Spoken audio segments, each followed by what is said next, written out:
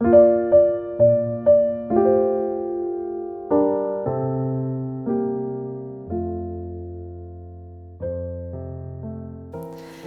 idea of a Victorian Christmas conjures up cosy Dickensian images of roaring fires, parlour games, sumptuous feasts, and of course a beautifully decorated Christmas tree.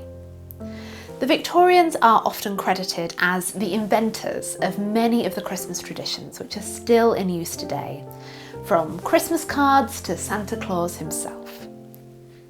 But unlike today, the Victorians made many of their Christmas treats and decorations at home.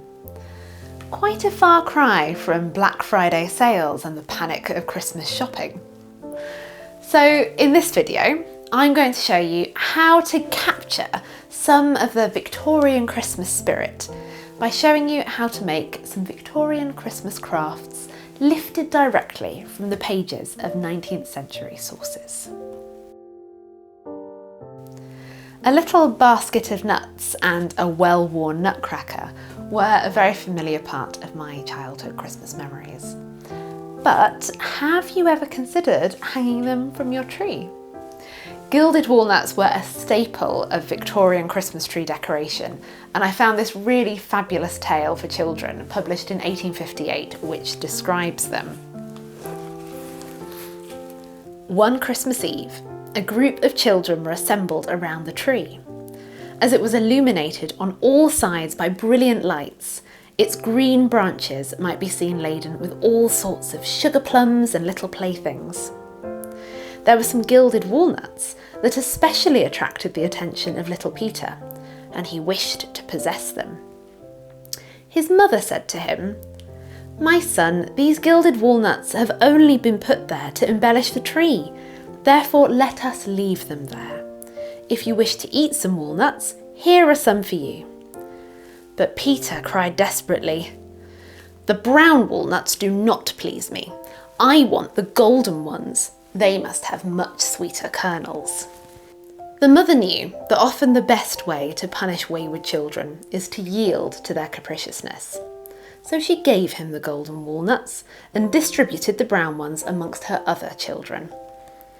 Peter, in great delight, hastened to crack the beautiful nuts, but to his disappointment and sorrow, they were all empty. His father said to him, "These walnuts were only intended to please the sight and not to be eaten. I did not want to lose good walnuts, so I took some empty shells, fastened them together, and covered them with some gilt paper. There are many things in the world like these deceitful walnuts. They are brilliant outside, but empty within." So, shall we have a go at following the father's instructions and make some walnuts for ourselves? For this, you will need walnuts, a nutcracker, some glue, gold leaf, ribbon, and something to put inside. So the father took some empty shells, but I haven't started eating my walnuts yet, so I'm going to have to crack some open. Oh, no. This is much harder than it looks. Trying to get it to shear along the fault line of the walnut to actually get it neatly in half. It's very tricky.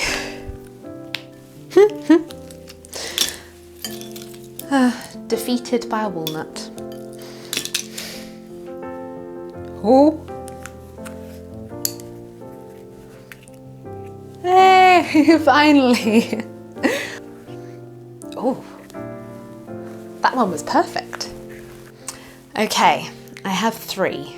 I think that's going to have to be enough. So now we need to scoop out whatever walnut is left inside.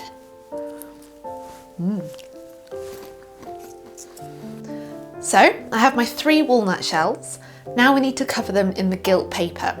So I have some gold leaf. I'm going to cover the walnut shells in glue and then carefully place the leaf on it.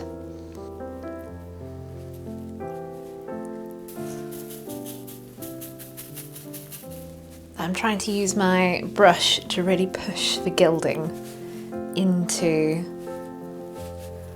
the crevices of the walnut to make it look really walnutty. Surprisingly effective. Okay, I have my walnut halves all gilded. In the story, they were empty, but in other sources like the Delineator magazine, there are instructions for gilded walnuts that say to place little treats inside the walnut. So I think I'm going to do that. I'm going to hide a little sweet inside. I do now need to work out which half goes with which half. No. It's like Cinderella's slipper, but for walnut halves. Yes, correct. To hang them on the tree, you need to get some ribbon, cut a short length of it, and then I think it's wise to tie a little knot. And then we're going to simply pop that inside, put a bit more glue around the edge and stick it together. There we go. You can really imagine all of that gold leaf glistening in the candle and lamplight. Really Christmassy. So this next craft is something a little bit more familiar. Tradition has it that confectioner Tom Smith invented the Christmas cracker in London in 1871. Although this started as simple messages inside sweet wrappers, he soon invented the snapping mechanism and a Christmas dinner staple was born. For this you will need paper for the outside, cardboard tubes, cracker snaps, glue, ribbon and a little treat for the inside. So I'm going to use crepe paper, but you could use something like leftover wrapping paper and be a bit more sustainable, because the Victorians were quite savvy, they would have liked that. You're going to need a cardboard tube. This is the inside of a loo roll, but you could just make your own out of some cardboard. And then for the ends, you need 2 strips of cardboard. So what you need to do is measure the width of your cracker, subtract the length of your inner tube, subtract 7 centimetres, divide that in half, and that's how long these bits need to be. So the first thing we're going to do is put a little bit of glue along where the cardboard tube is going to lie in the centre of the cracker. So I'm using multiple layers of crepe paper on mine. This would be much easier if you did just use some leftover wrapping paper. Okay, and then we're going to roll up the cracker as tightly as we can. We get to the other end. Smooth it down if you're doing multiple layers of crepe paper. But again, if you've used some leftover wrapping paper, this might be a bit easier. And then put some glue along the edge.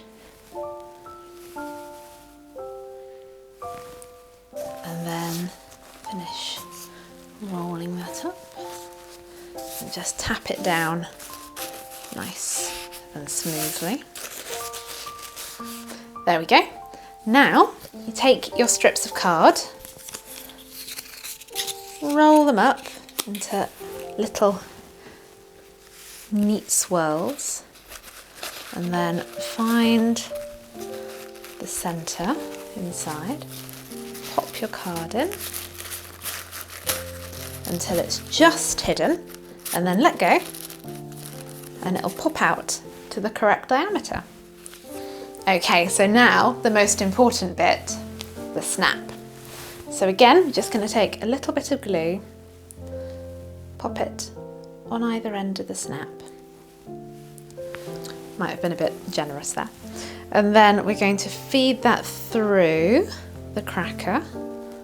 So then we need to take some ribbon, try and judge where that gap is, and tie a little bow.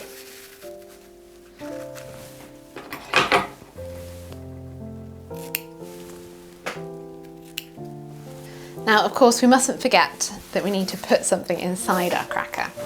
So I have got some lovely humbugs, and I think I'm going to put a little bit of licorice in there as well. And then we're simply going to take another piece of the green ribbon, tie it around the other end, and there you go. And this way I know that I'm going to get something that I'll actually enjoy and not another plastic die or bottle opener.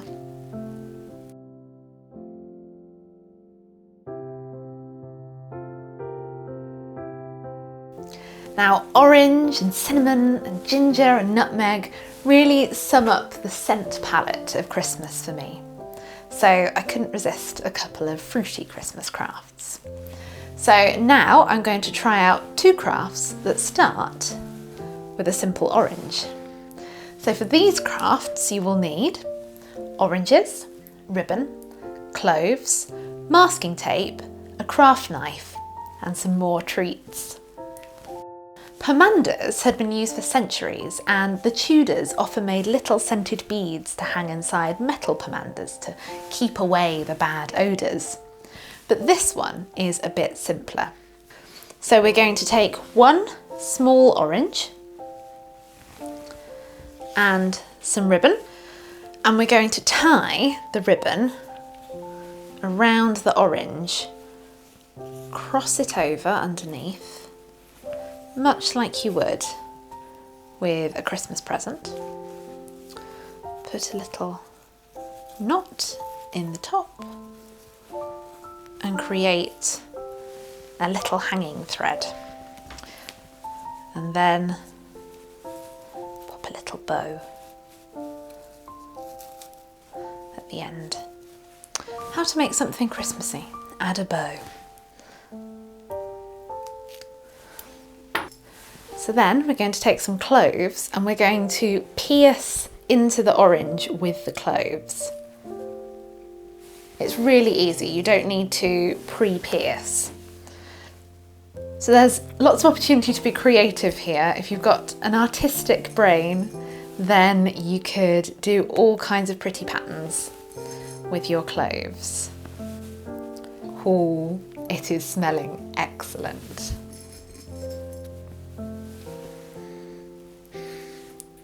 You wouldn't think that sticking some cloves in an orange would smell quite as good as it does. And there you go. It really is that simple, and it's so effective, and there's that lovely clovey orange smell wafting around already. It's really gloriously Christmassy. If you're feeling a bit more adventurous and you're confident using a craft knife, then you could try these instructions for an orange treat basket from the delineator.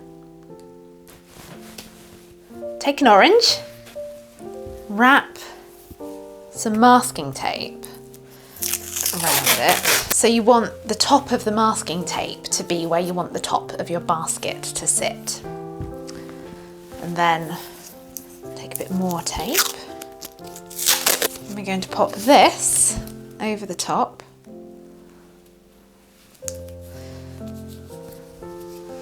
And that's where our handle is going to be. So what we want to do now is cut out these sections so that we have a basket.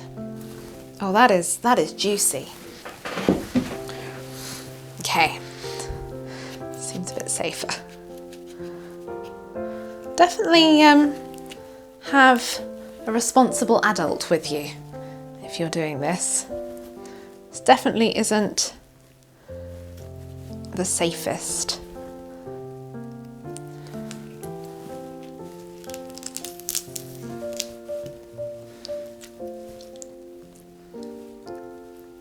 was my face. Now we're meant to remove all of the inside of the orange. This isn't the most dignified of crafts, is it?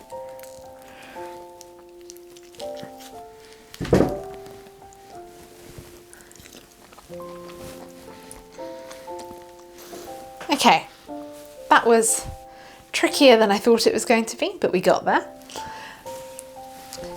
So now, again, we cut a little piece of ribbon, tie it around the top. More orange bits. I think that this could be made a bit more effective by putting the orange in the oven to dry it out. They don't say that in the instructions, but it's definitely moist this way. Okay, and then more treats.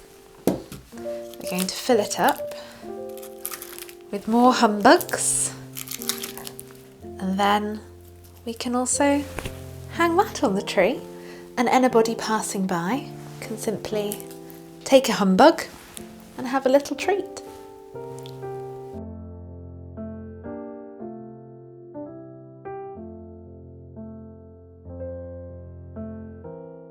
The tradition of bringing in evergreen foliage was far older than the Victorians. There's evidence that at least as far back as the Middle Ages, people brought holly and ivy into their homes as the nights drew in. In the 18th century, this greenery was concocted into elaborate kissing boughs. The tradition was that gentlemen could pluck a berry from the bough and kiss a lady on the cheek. When there were no more berries, no more kisses to be given. But by the Victorian period, these elaborate displays were often shrunk down into mistletoe balls.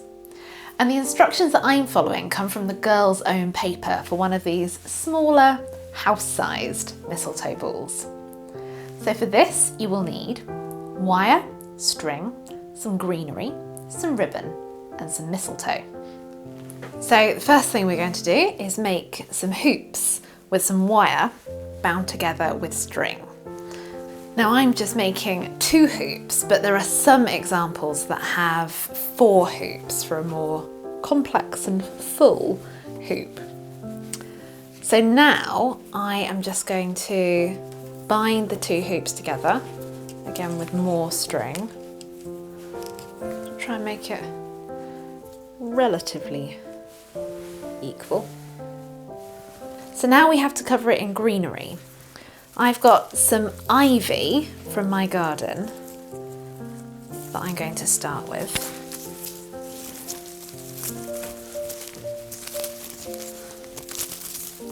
It's quite impressive how well the ivy actually clings on to the ball. I'm not needing to tie any extra string around it, which I was suspicious that I might have to do. So now we need to make the mistletoe bough for underneath. So I'm just taking some mistletoe and some ribbon, and then we'll take our ball and tie the mistletoe onto the bottom. Then we're just going to tie another bit around the top.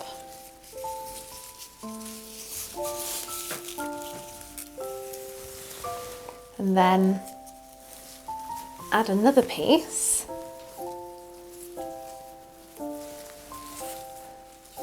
to hang it with. There we go. One mistletoe ball, or kissing bough, whatever you want to call it.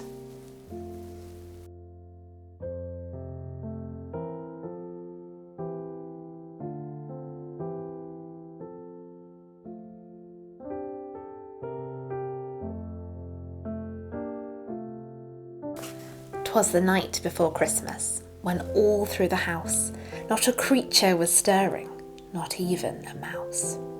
The stockings were hung on the chimney with care, in hopes that St. Nicholas soon would be there. The children were nestled all snug in their beds, while visions of sugar plums danced in their heads. But what are sugar plums? They're not, as you might logically imagine, plums covered in sugar, but a rather heady concoction of dried fruits and spices and nuts covered in sugar. So let's end by giving this Victorian treat a try. So we will need prunes, dates, apricots, cranberries, some nuts like walnuts and hazelnuts, some honey, some spices like cinnamon, cloves and cardamom, some crystallised ginger, and some nice coarse sugar and a tiny bit of salt. So first we're going to need to chop and grind up all of our ingredients. Okay, so now that everything is chopped up, I'm going to mix it just all in one bowl. Victorian women definitely had some upper body strength. This is quite the arm workout. Okay, the recipe says to mix it until it is a ball. So I think that's a nice ball shape now. Okay, and then we've got to take this mixture and roll it into balls. Sticky.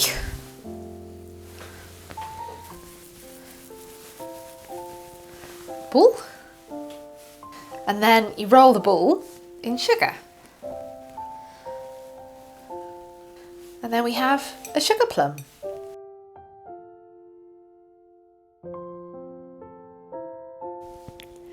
Some of these traditions, like bringing in foliage, have been practiced for centuries, while others, like the sugar plum and the gilded walnuts, have quite quickly been forgotten. I hope this dive into the Christmas crafts of the Victorians has inspired you to have a go at reclaiming some of these past traditions. But do remember that all traditions are invented and passing.